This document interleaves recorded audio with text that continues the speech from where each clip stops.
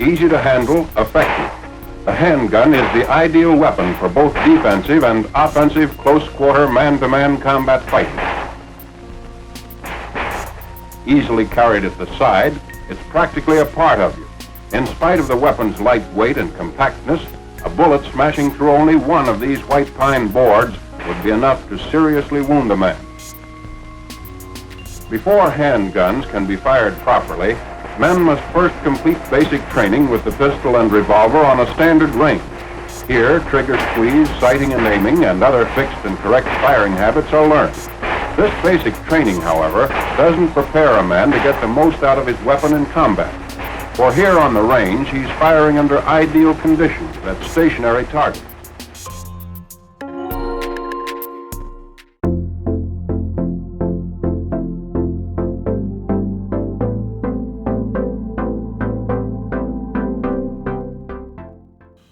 On March 7, 1888, ownership of E. Remington & Sons was sold by the Remington family to new owners, Marcellus Hartley and Partners.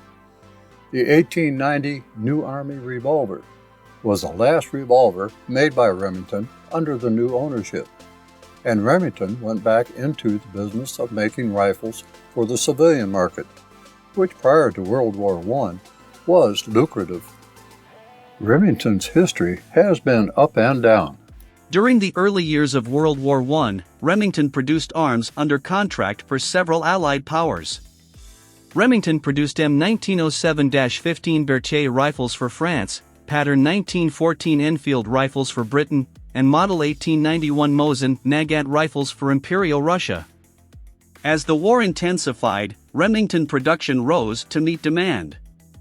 When the U.S. entered the war, Remington became deeply involved in the war effort. Remington developed and produced the USM 1917 Enfield rifle, a simplified version of the British pattern 1914, and development of the Pedersen device. In June 2007, a private equity firm, Cerberus Capital Management, acquired Remington Arms for $370 million, including $252 million in assumed debt. Remington was millions of dollars in debt and did not report a profit during the years 2003 to 2005. It was renamed as the Freedom Group. In December 2007, Remington Arms acquired riflemaker Marlin Firearms. As of 2009, ammunition sales continued to remain high during the ongoing United States ammunition shortage. Chief Executive Officer Ted Torbeck said that consumer concerns over future restrictions and taxes on ammunition and firearms by the Obama administrations were creating a rise in demand. Source: Wikipedia. During World War I, Remington UMC, which was formed through the merger of Remington Arms and the Union Metallic Cartridge Company, produced over 20,000 Model 1911 pistols for the U.S. military. These 1911 pistols are rare and collectible today. In World War II, Remington Rand, a typewriter manufacturer that was a spin-off of Remington Arms, was the largest producer of 1911 pistols, with nearly 900,000 delivered by war's end. As with Sturm Ruger and Company, it was satisfying that Remington announced the introduction of a new 1911 pistol on the cusp of the 100th anniversary of its adoption by the U.S. military. The Remington R1, a full-size semi-automatic 1911 pistol, chambered for the classic and hard-hitting .45 ACP. The Ruger SR 1911 was based on a more modern version of the 1911, whereas the Remington R1 was truer to the original 1911. It was inevitable that an enhanced version of the pistol would become available and marketed as the R1 Enhanced. Controversy has always followed the Remington Company. Between lawsuits, bankruptcies, and relocation, the company had undergone more changes than most. On February 17, 2014, Remington announced a plan to build a new state-of-the-art plant in Huntsville, Alabama. Remington decided to move 2 production lines from the Ilion, New York plant because of the fallout from the New York SAFE Act, which restricted gun ownership. Huntsville is now building the AR-15 style semi-automatic rifles from Bushmaster, DPMS, the Remington R15, and 1911 style R1 pistols in the new plant.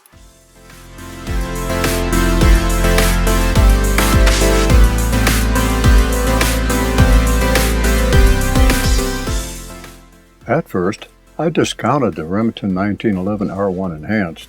There have been quite a few reports of quality control issues with several of its products. The Remington R51, which had made its debut in 2014, was not well received, and, in fact, in July 2014, said that production of the R51 had been suspended due to some serious quality and production issues. I shoved the Remington 1911 aside from my 1911 thinking, without even a nod in its direction. Then, I started reading some positive reviews and watching videos on the Remington R1 Enhanced. The original R1 was just another clone of the original GI issue 1911. The R1 Enhanced is just another clone of a modern 1911, whereas it follows the lead of many manufacturers who are giving the old warhorse a facelift, and it is a much-needed facelift at that. The Remington 1911 R1 Enhanced version sports updates, such as that shown right now.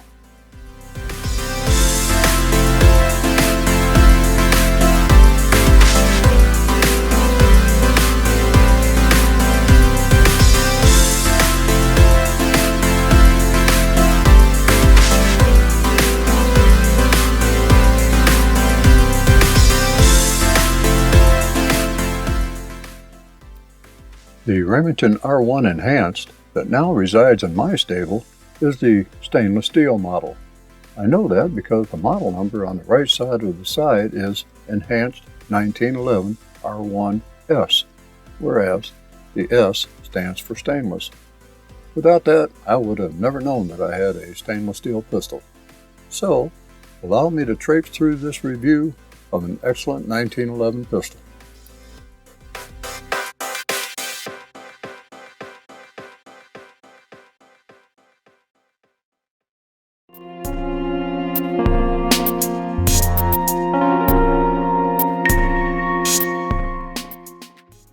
The model is a 1911 Enhanced Stainless. The unloaded weight with magazine is 2 pounds 8.0 ounces. The loaded weight with 8 plus 1 230 grain JHP is at 2 pounds 14.7 ounces. It is of the .45 automatic Colt pistol caliber with a capacity of 8 rounds. The barrel length is government model, or 5 inches. The overall width is 1.4 inches, including the thumb safety lever. The overall length is 8 1/2 inches. The overall height is 5 1/2 inches. The measured trigger pull is 5 pounds 13.4 ounces with a 5-pull average. Sights consist of a fiber front, fixed 2-dot rear, and these are drift adjustable only. The finish is stainless steel. The grip is an enhanced laminate.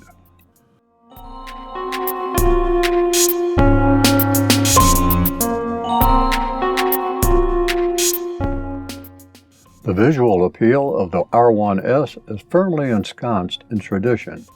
There is not too much that you can do to make a 1911 pistol ugly, but quite a few people try. Some people say that Remington is overdoing it, with the heavily scripted Remington on the left side of the slide. While I understand branding, companies like Remington, Kimber, Ruger, and others need to get over themselves. Rock Island Armory, or Armscore, learned about being minimalist with their logo. Why can't these companies?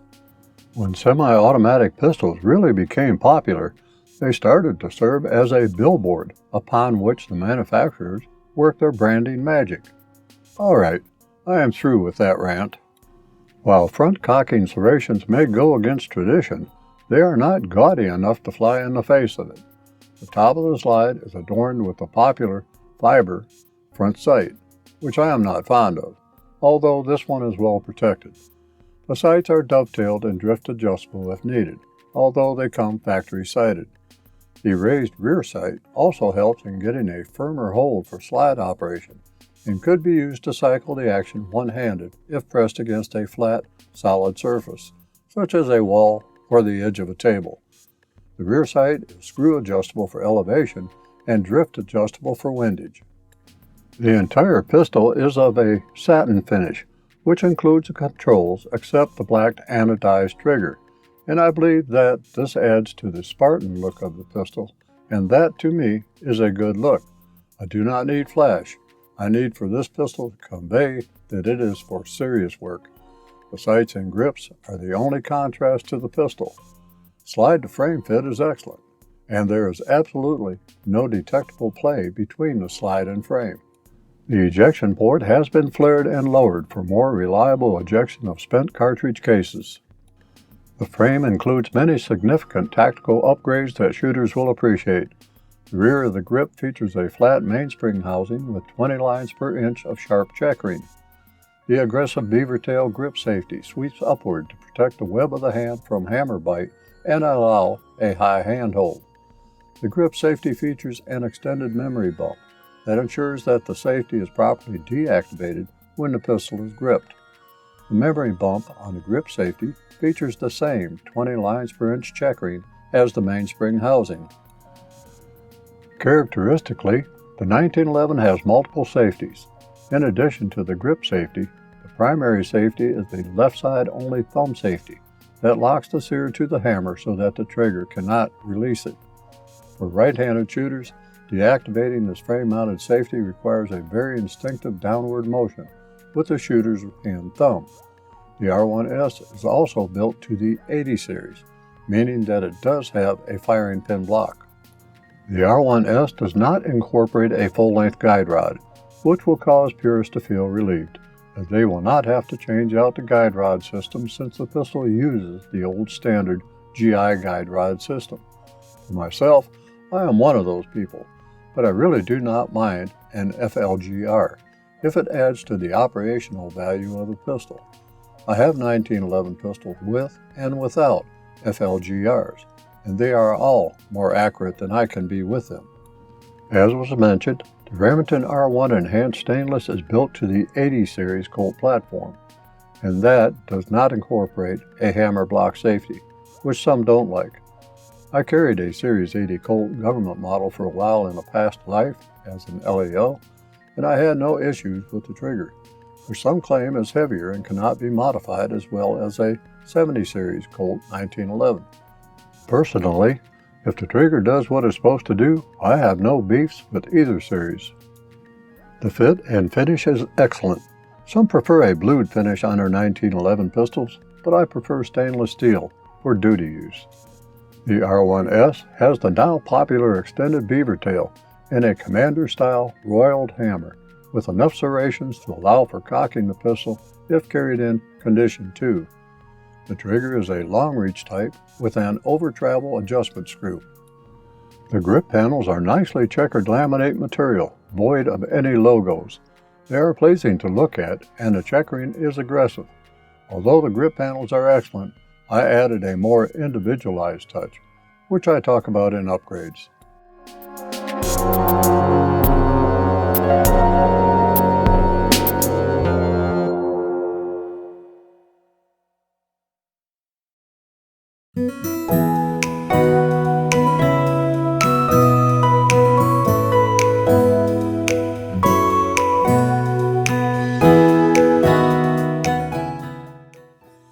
Maintaining the Remington R1S runs the usual gamut of safety check, disassembly, cleaning, inspection, lubrication, assembly, and checking for proper functioning. Since the Remington R1S has a standard guide rod, there are no concerns regarding how to remove a full-length guide rod. Therefore, field stripping and assembly of the Remington R1S follows the standard convention. What you see before you is a field-stripped Remington 1911 R1S. Now, let's see how it got there.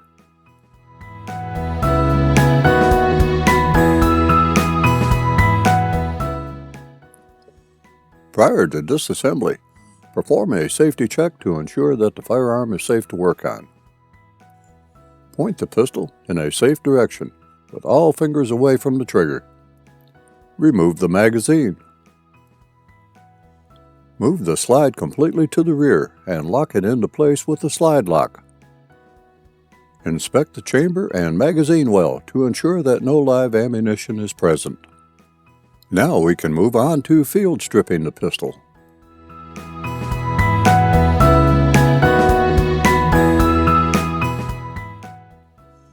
Since the slide is in the rear lock-back condition from the safety check, pull back to release the slide from the slide lock and hold it firmly while slowly lowering it into battery. Position the muzzle up.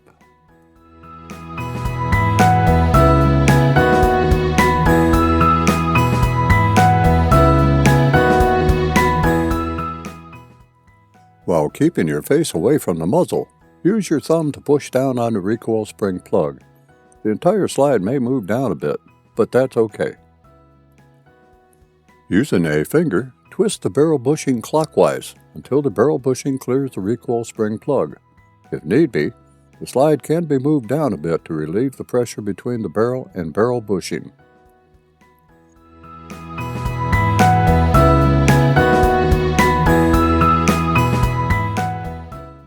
Once the barrel bushing is completely clear of the recoil spring plug, slowly release the recoil spring tension. Remove the recoil spring plug. The recoil spring is usually attached to the guide rod and will remain in place. Push or pull the slide to the disassembly notch in the frame. Push the slide lock assembly pin in from the right side of the frame to disengage the slide lock assembly.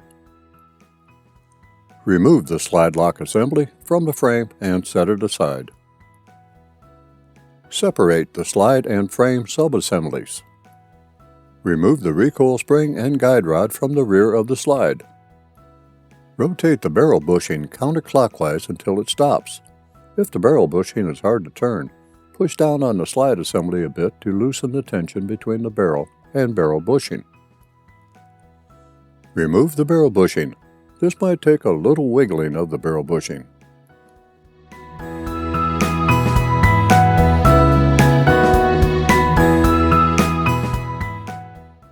Push the swing link to the down position and remove the barrel from the front of the slide. This is as far as the 1911 needs to be disassembled for general maintenance.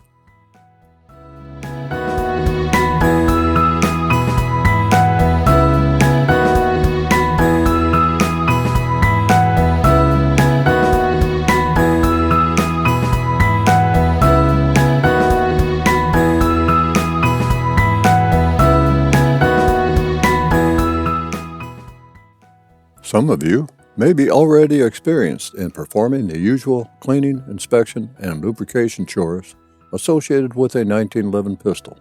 If so, continue doing what you do so well. If you are not experienced with cleaning and lubricating the 1911, I recommend that you follow the manufacturer's instructions as contained in the owner's manual, as it has the most complete cleaning and lubrication instructions that I have read for a 1911 pistol.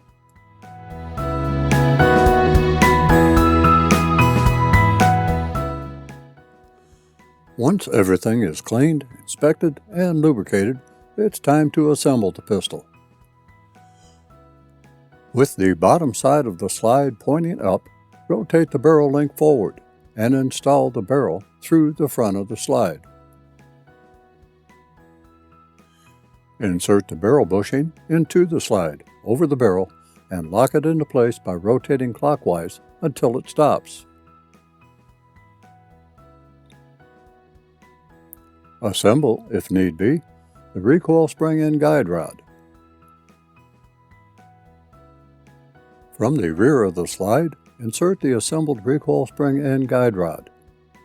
Ensure that the arched portion of the recoil spring guide is over the barrel directly in front of the barrel link.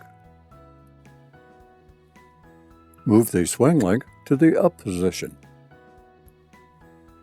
On the frame, move the hammer into the fully cocked position. Ensure that the thumb safety is in a down position.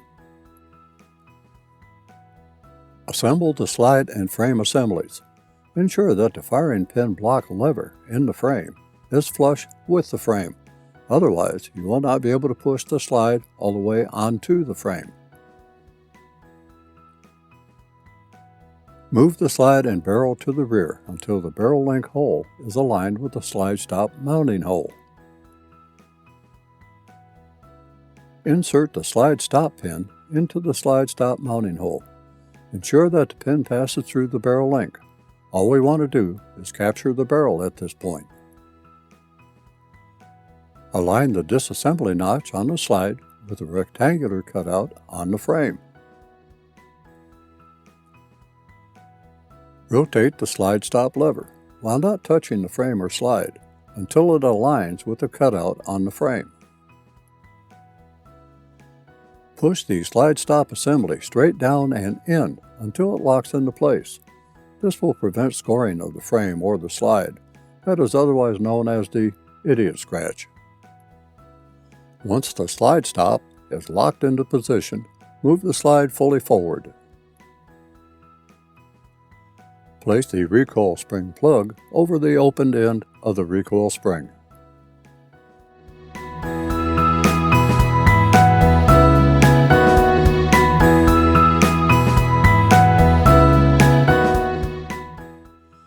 Push the recoil spring and recoil plug into the slide until the top of the recoil spring plug is just below the barrel bushing.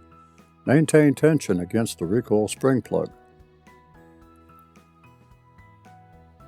Rotate the barrel bushing clockwise until the arched part of the bushing straddles the recoil spring plug and locks into place. Note that if the barrel bushing is tight, you can further press the recoil spring plug and slide down a bit to make turning the barrel bushing a bit easier. At this point, assembly is complete. Cycle the slide several times to ensure proper slide operation.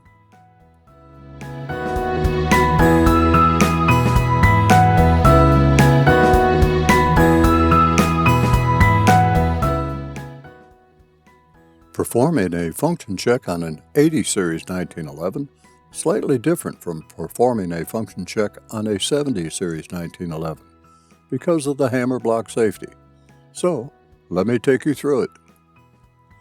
I normally use a few snap caps to perform a function test, which allows me to test firing, extraction, ejection, and locking back on an empty magazine. 3 snap caps will be needed for this function test. Install a few snap caps into a magazine. Then, insert the magazine into the pistol while ensuring that the magazine snaps into place. Fully retract the slide and release it quickly to chamber the first snap cap. With the slide forward into battery, move the thumb safety up into the safe position. Without pressing the grip safety, pull the trigger. The hammer should not fall. Leave the thumb safety in the up position. Press the grip safety fully in and pull the trigger. The hammer should not fall. Place the thumb safety in the down position. With the thumb safety down, fully grip the pistol to press the grip safety in and pull the trigger. The hammer should fall. Attempt to push the thumb safety up into the safe position. The thumb safety should not go into the safe position. Pull or push the slide fully to the rear, cocking the hammer. The first snap cap should be extracted and ejected. Release the slide. The hammer should not fall forward. Pull and quickly release the trigger, while holding the hammer firmly between the thumb and forefinger of the support hand. Continue to firmly hold the hammer and slowly lower it. The hammer should stop just short of the firing pin. This is the Series 80 firing pin block at work. The hammer is resting against the safety notch, the first notch in the hammer pull. Pull the hammer to the fully cocked position. Press and hold the trigger to the rear, while holding the hammer firmly between the thumb and forefinger of the support hand. Continue to firmly hold the hammer and slowly lower the hammer. The hammer should come to rest against the firing pin. Release the trigger. With the slide fully forward, press and hold the trigger one more time. While holding the trigger to the rear, cycle the slide completely. The second snap cap should be extracted and ejected. Slowly release the trigger. You will feel the trigger reset point. Then pull and hold the trigger in once again. The hammer should release and fall fully forward.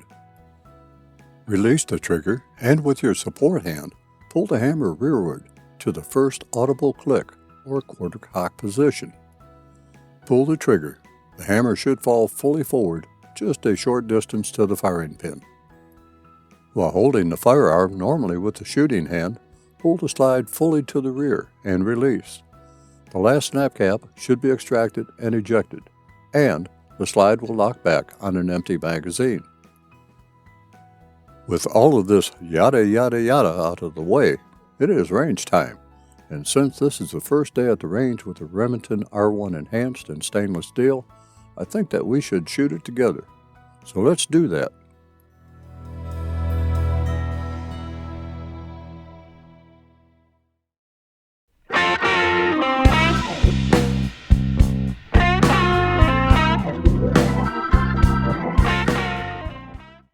The R1S, like most stainless steel 1911 pistols, are slightly heavier than their carbon steel counterparts, and I like heavy if it is a balanced heavy.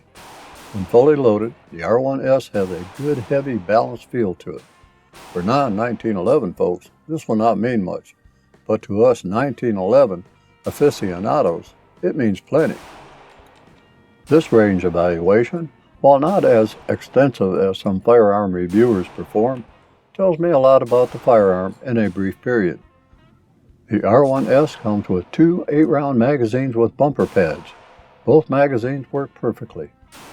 Felt recoil is typical of that found with 230 grain ammunition fired out of a 5-inch barrel of a full-size, full-weight 1911. The weight of the R1S aids in recoil management, as does a good grip and proper shooting technique.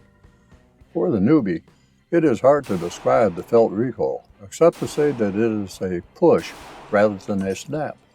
The 9mm 40 Smith & Wesson and 10mm cartridges are snappy. The 45 ACP just wants to push you around, but you can manage it like any other bully of a recoil.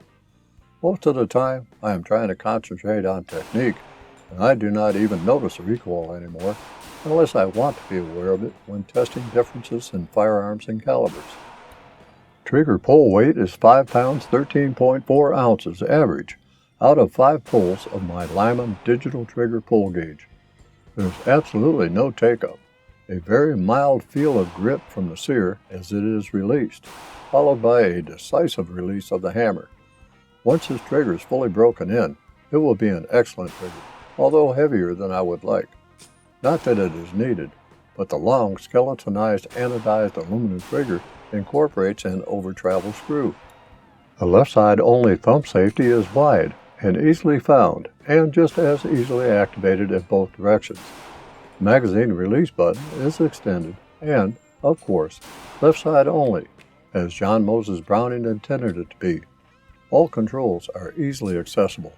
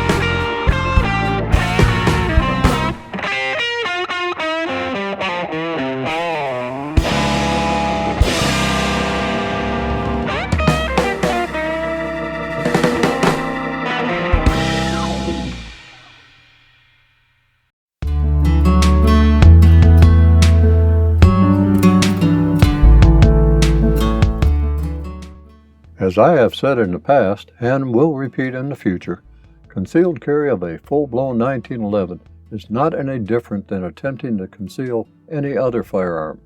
It takes planning and the right combination of support equipment, such as holster, belt, clothing, etc., to pull it off successfully. The larger the firearm you are trying to hide, the more work goes into it. For some, carrying a full-size 1911 is just out of the question. For others who can, there are many products and resources for doing just that. What is being shown is the R1S being housed in an Alien Gear Cloak Tuck 3.5 IWB holster inside the waistband. The R1S housed in a Felco A112 Hawk IWB holster. The R1S housed in an IWB holster by Savoy Leather. And the R1 housed in a Cumberland holster by Simply Rugged Holsters. And my favorite, the Felco Delta 601 Timeless Rotor Shoulder Holster. Obviously, there are other holsters and carrier systems that will serve with distinction as concealed carry carriers. Personally, I am in favor of all leather holsters, which are much more friendly to a firearm's finish than Kydex or Kybrid holsters, holsters that are made out of Kydex and leather. While I do like the VersaCarry line of holsters, and which carries like you are not carrying a holster at all, the inability to insert the pistol into the holster while worn is a distraction and a safety hazard.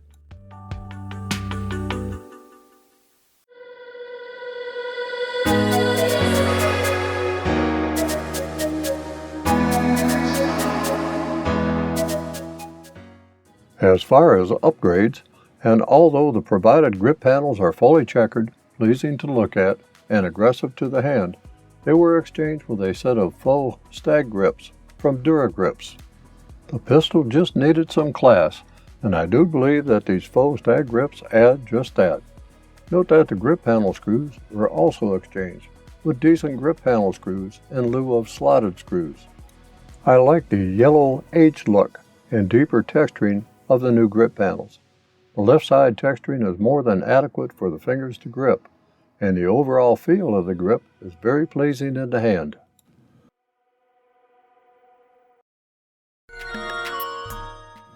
I had not even considered the Remington R1 Enhanced at first, and I have to say that I should have known better. You must read a book before you can judge it, and I failed to do that until I took the time. You can tell if a firearm has quality the moment you pick it up. The R1S is a quality handgun.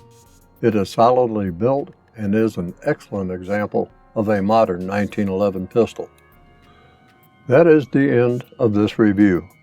I hope that you found it informative and somewhat entertaining. More gun and gear reviews are in the mill, and I hope that you will join me for them. In the meantime, stay safe out there.